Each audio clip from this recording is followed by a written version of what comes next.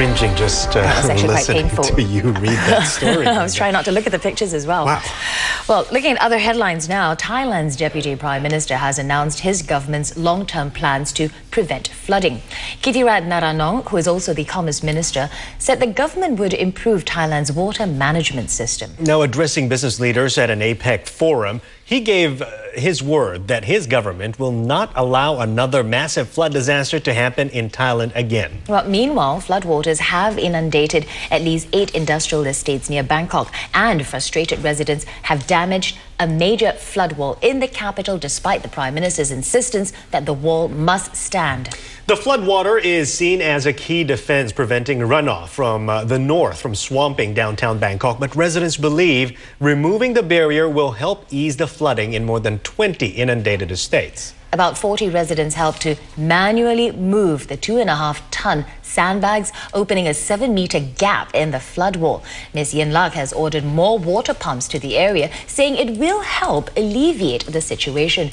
And for more, our reporter Saksisi Sayasombat joins us live from Bangkok. So, Saksisi, truly, how bad is the flooding situation in the areas behind the flood wall that, residents, they're trying to tear it down? And what is the government doing to ease concerns? Well, as you have mentioned, residents of Domung district have taken a part of that major flood barrier out. These big back barriers has been credited to have saved the inner city of being flooded, but that also has caused on the other side of the barrier to in that neighborhood to water to rise to up to a meter. Now, we have seen incidents like this over the past 3 weeks where local residents have who happen to be on the wrong side of a barrier or a gate, venting their anger at the authorities, feeling that they're being sacrificed for a dry inner city, and thus in the process, in anger, damaging that barriers. Now, this whole flood crisis is also affecting the government's approval ratings, as a recent opinion poll has shown that 65% of the respondents have less confidence in this government. All right, Saksisi, can you tell us about the proposal the Thai Deputy Prime Minister put forward at the APEC summit?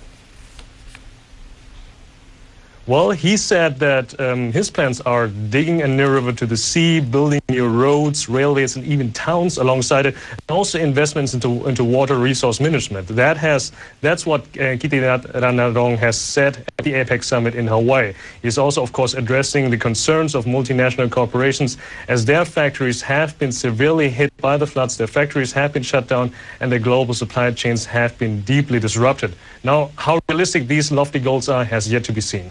So, Saksith, as Thailand is slowly trying to recover from the worst floods in 50 years, what are the most pressing issues the country has to deal with?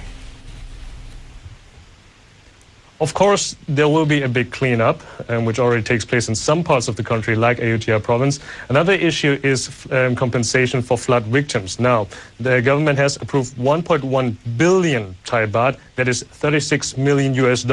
They have been approved over 640,000 residents from Bangkok alone entitled to be paid $162 per family. Also, last week, Parliament has discussed a new budget for next year. $3.9 billion have been earmarked for flood recovery and rehabilitation. This draft has passed its first reading, will be vetted in the next few weeks.